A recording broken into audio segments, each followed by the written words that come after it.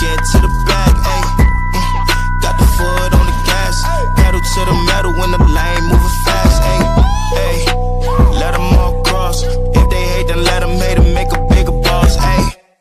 What is up, ladies and gentlemen? We are back. We are live. It is the Freight Coach Podcast, the top podcast in transportation, coming to you guys every single weekday, 8:30 a.m. Pacific, 10:30 Central, to break down some industry headlines. But most importantly, you guys, provide some actual insight into what you can do with all of this information. If this is your first time tuning in, welcome. This is the real side of freight, ladies and gentlemen. And I do say that before every single show. And what I mean by that is I only speak with transportation professionals, because at the end of the day, I want to talk to the right individuals who have done what you're looking to do or who are currently doing what you're trying to achieve, so you can take that information, apply it, utilize it, and see a meaningful difference in your business and your life. Happy Friday, everybody. I got a very special guest for you guys here today. I'm going to bring him up. He's been on the show in the past, but we're going to be talking about the seasonal pivot. You guys, produce season is inevitably upon us here. It generally starts in, March, but we're going to get ahead of this because just as also another reminder, you guys, it's Valentine's Day tomorrow. So if you're married, have a girlfriend, might want to get ahead of that. You still got 24 hours to act like you've been planning it out for months. And we're going to be talking about that as well, the flowers effect on the produce market. So I have my good friend, Dean Croke, back on the show. Dean, thank you so much for taking the time to join me today. Good to be with you. Been too long. No, it has. And it's like, anytime you come on the show, I cherish these conversations, Dean, because you have such a great perspective on the industry. You drove, you've been on all sides, and you are one of the individuals that I have followed the most when it comes down to your takes on the market and what's going on out there. And, we obviously DAT is the official data partner of the Freight Coach Podcast now. And we do a freight market analysis 3 times a week. So we choose, and it's all viewer submitted lanes, because I always want people involved in it. Like, what are they seeing from their desks? How can I help them assess the lanes that they're moving to kind of get ahead of some of these seasonal spikes that are out there? So if you're open to this, Dean, the viewers submitted, it's Miami, Florida to Charlotte, North Carolina, and it's a reefer. And this kind of is going to go into our conversation today. So I'm laying up here, and I wanted to talk about kind of what we're seeing out here in the market as a whole right now. And so for those individuals, Dean, who are unfamiliar with your guys' platform, what goes into like the 7-day and the 15-day data points here? From a subscription level, are you sort of asking, where does the data come from? Yeah. We have a bunch of subscribers that send in the data every night. We've got brokers, carriers, and shippers. The overwhelming volume of data comes in from our brokers. It's probably a 70-20-10 split between brokers, carriers and shippers. Overwhelmingly, weighted towards dry van, because that's the majority of freight in the market. So I think the important data point, though, is that the majority of the loads are in the majority of rates are in before the loads are delivered. I think it's something like 75% of the loads are into our platform before the loads are delivered. So they're coming in from the TMS systems every night. Then they're averages, right? So we do a lot of cleaning of the data. We take out the highs and the lows so that we end up with an average, so that you scrub out some of those round trip rates or those, really high rates, really low rates, and you come up with an average rate for a lane.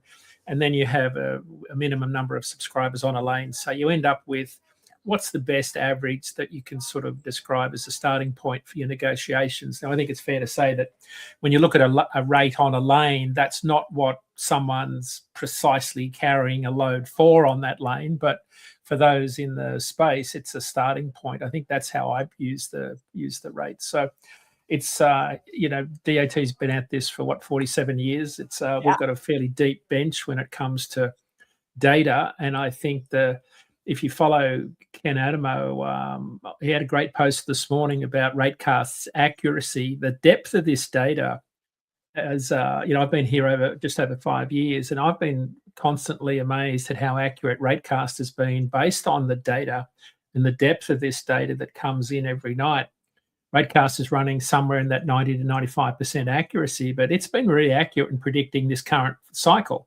Yeah. And his LinkedIn post this morning was very accurate in terms of how accurate Ratecast was predicting this current cycle we're in now. And he's got an interesting forecast out to 2027 right now. So encourage everybody to have a look at that if you're interested in where we think spot rates are going. No, I saw Ken's post this morning, and I agree with everything that he's saying. And, because it's like, I look at this right now, Dean, like even at this data set alone, I pay attention to all of these markers that kind of come across here. And, again, some people see a $500 variance, right, between today and the 1 year mark. And, for me, it's like, I look at this trend line here, most importantly, and it's like, all right, how can we pick? I always go to the highest numbers, right? And for me, it's like, all right, May 2025, there was a spike in prices. What was that? All right, there's a holiday that comes along in that time. So that drives a lot of it. And then that's also kind of, you can almost see the produce off here, right? Yeah, Well, Chris, it's you're talking outbound Miami, right? So outbound Miami, you get a lot of capacity tightness because Lakeland produce season really comes online just north of Miami. So that sucks a lot of reefer capacity out of the market into that central Florida region. So Miami competes with that, but it's also Mother's Day. So Mother's Day is your peak floral shipment season. It dwarfs this week in terms of Valentine's Day.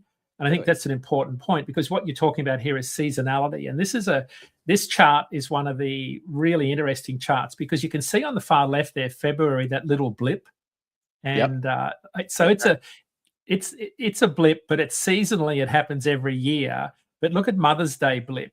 So outbound Miami's not a big produce market, but those two blips are your floral peaks.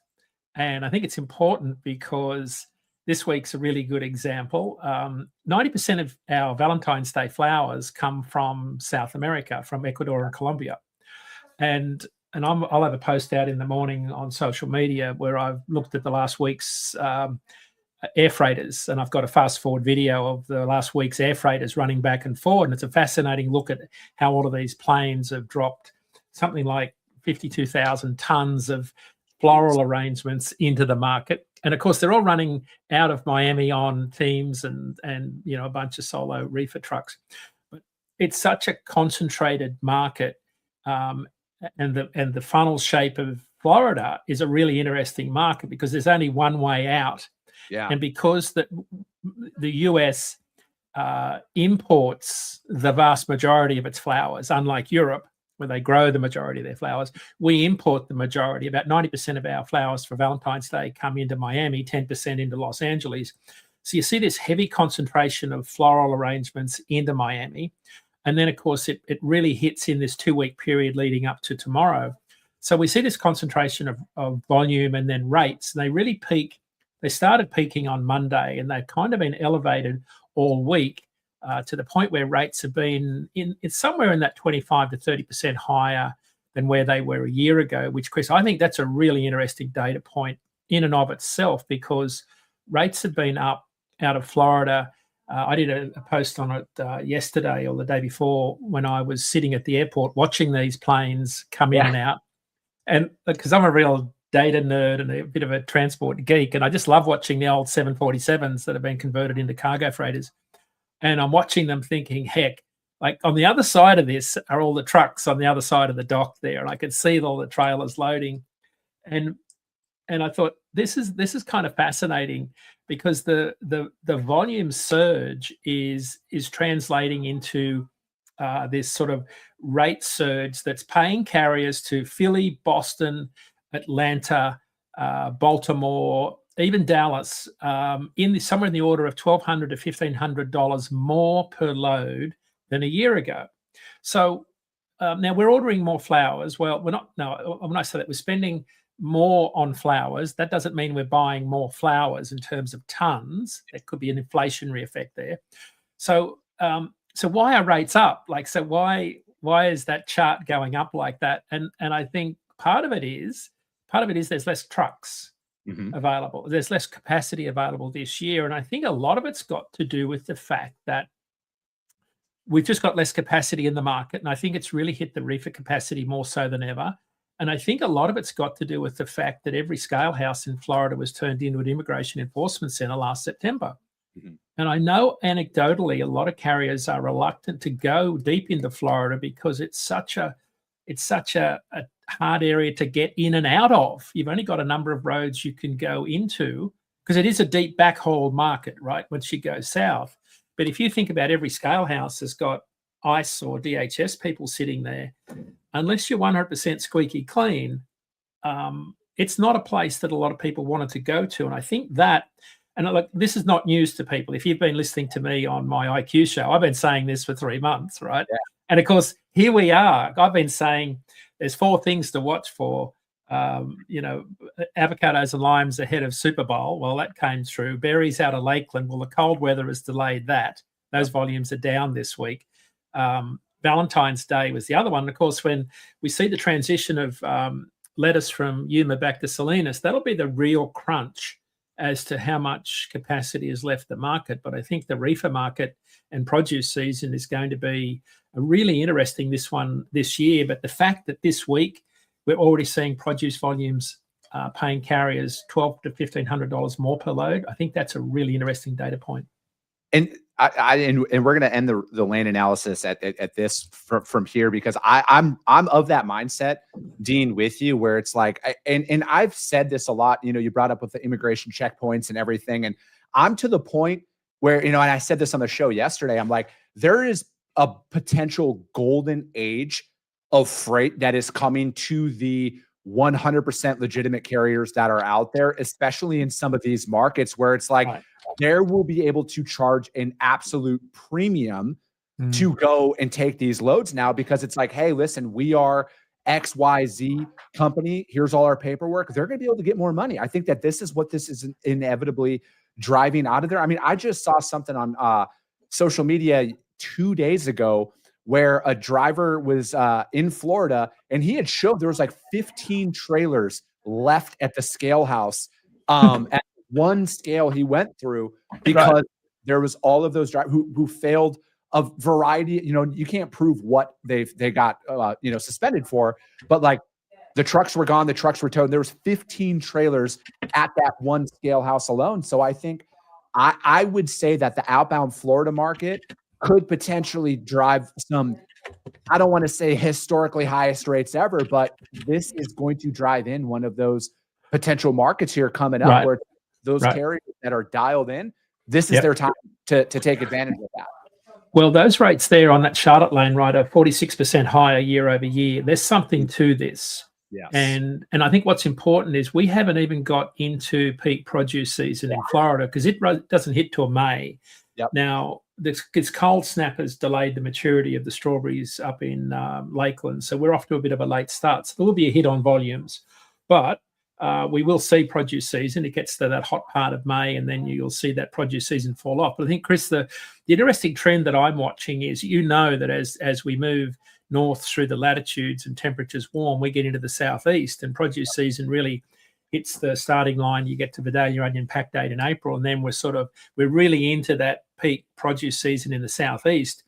If you're already seeing a capacity attrition in the broader market and reefer market in particular, because you and I, most people know that produce is a real spot market play because of its time-sensitive regional nature. I think personally, talking to a lot of drivers and just the way that market shakes out, I think that the enforcement actions on a lot of our drivers in the last 6 to 9 months has disproportionately impacted the refrigerated sector, particularly California carriers, California minority carriers. And you've only got to do some internet searches, and you'll see lots of stories on YouTube and different news outlets about California capacity that's been reluctant to leave their state. So that sort of sets up a really interesting produce season. And of course, if that impacts reefer rates, well, that drags up dry van rates, and it kind of sets up an interesting scenario for the rest of the year. And for me, you guys, the outbound Florida market, specifically into produce, is the epitome of stability, in the sense of you want to read a market for the long term, because Florida, for the entirety of my career, has performed in the exact same manner. So from my perspective, you're probably going to see some pretty decent spikes here coming up this produce season out of Florida in particular. I think this is one of those to watch where you're going to be in a very good position if you are truck in hand spot market. But if you bid RFP freight out of there and you already have locked in rates for 2026 and you did not consider anything that's happening right now, I would pay attention to the tender rejections specifically in the Southeast. And then from a sales perspective, that is a market I would want to hammer, because what Dean brought up there about like Reefer, the Florida market with produce and Reefer doesn't just affect Reefer. It inevitably drives up the dry van rates as well. So this could be a target rich environment from a sales perspective if you are out there trying to develop business. I'm going to pull that down so we can just. Chris, it's a really good point. I was another broker friend of mine was talking the other day, and someone in his shop was negotiating with a shipper outbound Miami on lower rates, and I said, this isn't the year to be talking about lower rates, locking in lower rates, because this is a year where I think you need to be talking to your customers about rates going in the other direction, because capacity is not a given. But I think just let me touch on something here. I just picked up my last 7 years of rates outbound Miami, and if I could show you the chart, it's like the line chart. I don't know if I can show you. I can't show you that, but it's like this. It's double. It's like a double spike. The rates outbound Miami always spike on New Year's Eve, like nearly every market, but it's May. There's a little spike on Valentine's Day, and then it's kind of May every year.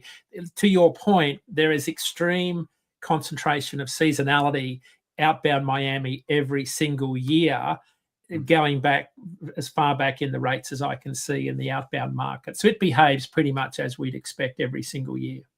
So let's talk a little bit about, like the volume perspective on what you're seeing, primarily targeted into the Southeast, right? Like what can people expect? Because, again, like there's a lot of talk like, oh, the market's back. Everything's going to be, everybody's going to be a millionaire again here soon. And, again, I'm an optimistic realist. Like I hope so, right? Like my brokerage would very much benefit from a market shift that causes capacity to drop and volumes to increase. But I'm out here also operating in reality, and I think that there's still a lot that is yet to be seen, because like for me, freight volumes are still kind of muted. Capacity might be dropping.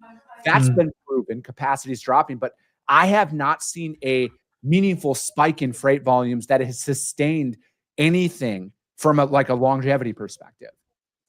Yeah, let me give you the quick take that I gave the Stifel Transportation Conference, which has a lot of sell-side analysts at, and I basically said to them, here's where I think the market's at, because there will be, this will be an interesting year, but I think my headline coming into the year when we wrapped up our year last year was constrained supply meets, stabilizing demand. Yeah. And that means that a lot of that organic attrition in the market that's been leaving the market just means that there's less capacity to absorb the seasonal spikes that we see, and particularly in produce. So that means that whenever you see a big surge around or any sort of a seasonal event like Mother's Day, Valentine's Day, Road Check Week, those sorts of things, rates will surge a little bit higher. But here was my general take on the market. Volumes say that it's, we're a very late soft patch, but capacity and pricing say we've likely passed the rate floor. Volumes are soft. Shipment and tonnage indices are at or near cycle lows. Capacity is structurally exiting. National rates are sitting at about 20 to 25% above last year. Contract rates are kind of coming in slightly positive, but it sort of suggests the pricing floor has been reached or passed. So the sort of the net is that the freight backdrop is still cold on volume, with most of the recent rate strength coming from the supply side and weather shocks. Yeah. So the 2026 is going to be a gradual uneven recovery with capacity removal and selective regional tightness doing more work than macro demand, right? That's the smart way of me Like that's a lot. That sounds a lot cooler than what I say. Well, that's it. That's how I pitched it to these guys, because I said there's no catalyst on the demand front that's going to lift the entire market, but you will see pockets and maybe equipment types where there's going to be regional tightness that will be off the charts. It's a bit like flatbed. Anything to do with flatbed, AI, and data centers has driven the spot market off the charts this year, whereas flatbed contract is heading in the other direction. Correct. So I think if you see a volume surge out of Salinas, you're probably going to find it very hard to find a team that wants to run across I-80 into Truckee and Points East, right? For good reasons, because those guys are not want to get harassed. The same reason you're not finding trucks in McAllen to run back to Los Angeles today, and you're paying 45% more for that truckload today than you were a year ago. Same out of Nogales. So are you, I mean, essentially there are going to be, do you think that the pockets, the tightness that you're describing here is going to be disproportionately affecting the seasonal pushes in the produce markets kind of as a whole? Absolutely. I think it'll be off the charts this year because the capacity impact is not only structural, but it's very regional and it's particularly aimed at certain minority groups. Now, the minority groups, you know, in California, a lot of our long haul produce guys have been targeted incorrectly when a lot of the Chamalon, the sham carriers that they've been talking about, I think they call it the chameleon, the sham carriers. I think they used that word this morning. It was a great article that someone had in FreightWaves. I think it was the sham carriers, they called them. And I thought, that's fascinating how those guys have been able to operate in that Chicago area. Yeah. Like, but they haven't got the, No, I was to say there's been concentrated pockets of, like, that has been a problem for a very, very long time. That's out there. And to me, what really brought a lot of it to light was a couple of years ago. It was probably like 5 years ago now in Colorado when that guy lost, like, it was a rookie driver, shouldn't have been going down the mountains. I think he unfortunately killed like 8 people around that. And that carrier reincarnated 24 hours later under a brand new authority. And that was when things really started to, like, I started paying a lot more attention to that. And it's like, I think that they're trying to group in a lot of this stuff, Ken, into like one overarching theme. I think that there is a very big difference between the non-domiciled carriers that are visa holders that do it the right way and the chameleon carriers. They are trying to blend them together, and we can't do that. Yeah, I think I asked someone in the insurance industry about that article about the chameleon carriers or these sham operators that they talk about, and he said he doesn't. His first reaction was he thinks the numbers are overstated because there's no way possible a fleet of that size could get online insurance and pass underwrite. Now, he said it doesn't mean you can't do it, but the scale of it, he said, I don't buy the scale of it. And this is a big underwriter. So there's something to it, though. You can't ignore it because you and I have seen it on the roads. Correct. I've seen it for the last few years. There's something to it. I'm not saying it doesn't happen. I just don't know that there's that much of it. I think Jason Miller had a good post out this week where he showed some numbers about the total employment numbers, the BLS payroll numbers, kind of showed that we've seen about a 3.5% exodus of capacity over the last year in 2025. And it kind of makes sense. And his argument was the capacity exodus has been more organic than it has been as a result of enforcement, which I'm kind of agreeing with because I'm seeing similar numbers in how our rate floor has been started to stabilize at higher levels year over year.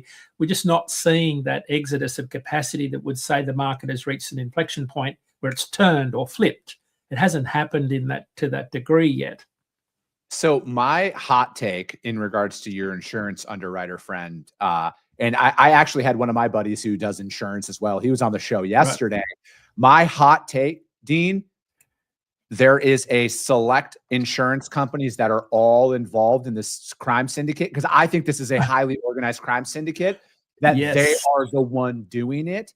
And again, that's my hot take. And I urge DOT and Secretary Duffy to look into the insurance providers who were issuing the ELDs. I guarantee they're all connected. I can't prove it. That's just my hot take because I'm right there with you. Like, how can they literally shift operations overnight? and there has to be some severe inside jobs going on. It's nuts because Derek Leathers talked about this on the at the Steeple conference, and he was talking about overseas ELD providers resetting hours of service every night. And I thought, what? Are you kidding me? And of course, this article on FreightWaves that was exceptionally well written about how these carriers set up and operate alluded to that. And I thought that's really interesting. Then, of course, you see the FMCSA taking a lot of these ELD providers out of the market. There's something to this as to how many carriers there are. If it's one organized syndicate and you're talking about a few hundred trucks, that's one thing. As if there are tens of thousands of trucks, I don't know. I don't know that that's the case. It remains to be seen, but there's something to it. Yeah, I think it's too premature to tell the level, but I will say a lot of the spotlight that is being shown on the industry right now by the DOT and the current administration, I think will only reward the people who have been doing it right for a very long time. Yeah. And that's what we need, right? Because like I'm of the mindset where, I just want the standard, Dean, to be the standard. I don't want loopholes for anybody, because I feel like anytime that somebody's allowed to do something a certain type of way, it affects the people more who are doing it the right way than anybody, and it drives them out of business. Yeah. Well, that's why I thought we started, I don't know if we talked about this before, but I'm a big fan of the, Denzel Washington on The Equalizer, where he sits on the step with his boss and says, we sometimes make the wrong decisions to get to the right place. I think last March when they arrested that driver, supposedly, and that TikTok video came out and he said, he's arrested and fined $5,000 because he couldn't speak English. I questioned the accuracy of that video in the first place, but that's what started this. Yep. So it didn't start with let's improve the 65 million people who are considered illiterate in the US. It didn't start there. It didn't start with let's put more federal officers, inspection people on the ground to enforce existing regulations. It started with attacking minorities who couldn't speak English. And I thought, that's interesting, because for 3 decades, we've actively recruited minorities to drive trucks. And lo and behold, here we are with a bunch of people who English isn't their primary language. So it turns out now they're not the right type of drivers that we've been recruiting for 3 decades. And I thought, this doesn't sound right. And I really felt uncomfortable with the fact we were targeting minority drivers, because I thought that's the wrong place to start, because the drivers are kind of the end of this process. So how did they get there? You talked about the insurance companies, the organized crime. How do they get their CDLs? How do they get through these CDL schools? And of course, we've ended up at the right place, but I don't think we started this at the right place, but we ended up at the right place, which is hopefully get to a much tighter industry. I think it's a good way of saying it. I look at a lot of these situations that I see is more often than not, they're attacking the end user and not the perpetrator of what, it's like, I think it, and again, I broke it down a lot yesterday on the show, but I think you're right? Like, again, I'm not advocating for people who can't read and speak the language driving trucks, but like they were placed there by somebody. They were allowed to get there by somebody. And it's like, you got to cut the head off at the, the head of the snake or whatever that saying goes. And, but again, I think like ultimately though, if people are looking for any sliver of hope out there, those business owners, those trucking owners who might be on their last leg of survival, I would say that I would be more optimistic going into this year of again, I'm not going to say a massive rate increase across the board throughout the entirety of the year, but there should be pockets of optimism that are going to help you get into potentially a better financial situation here as the year progresses. If you've been able to survive the last 3 years, this has to be the year when things turn for you, because a lot of this capacity that's been keeping a lid on rates, which is the capacity we're talking about now, a lot of this marginal illegal capacity that's been able to reset their hours of service, have cheap labor costs, that's been part of this nexus of carriers that have been able to suppress any sort of rate upward movement every time there's been a surge in demand. Like that's been a theme that we've seen in the market. So I think that that capacity leaves the market this year. If ever there was a year, Chris, where this market cleans up its act, it has to be this year. Because if the rhetoric from Washington doesn't achieve anything this year, I don't know that it ever will, because this has to be the year that something happens. Because think about, we're attacking it on a number of fronts, at how you get your DOT number. Like in the insurance industry is tightening up their requirements, hopefully, around who drives a truck. They're asking the right questions about status, immigration status on the insurance renewal process. We've got biometrics coming into place. Now, it's interesting that since April last year, when the biometrics came into place at the FMCSA, the number of carriers entering the industry is down about 47%. So when I look at the number of authorities new coming into the industry, so we're actually getting down to a level now where it looks like we're back to pre-pandemic levels of people coming into the industry. We've still got more carriers to leave. So I think this has to be the year where we see the industry start to stabilize. And then when you see demand come back, I think that's when you see the industry return to those pre-pandemic net levels that mirror that 2016, 17, 18 freight market cycles that were more normal. We didn't think they were normal back then, but they're more normal market cycles, absent the craziness that we've seen in the last 5 years. But if you're left standing now, I think this is the time when you start to recoup some of the losses of these previous years, because this next rate cycle will be more stable, more predictable, is how we see it. I agree. Dean, thank you so much for your time today. Yeah. I appreciate it. You guys check out DAT, follow Dean, follow Ken, follow everybody at DAT. You guys stay on top of this stuff, because there is a lot that could potentially shake out this year. And we're going to be breaking it down all the time. But that is going to be it for today, ladies and gentlemen. As always, if you got value in what you heard and you're not subscribe to the show, you guys. And if you're feeling ambitious, rank it on iTunes and Spotify, because if you see value, your network's going to see it as well. I appreciate you guys. I love you guys. And we'll be talking to you soon. Came back with a bang. Window down, yelling out money.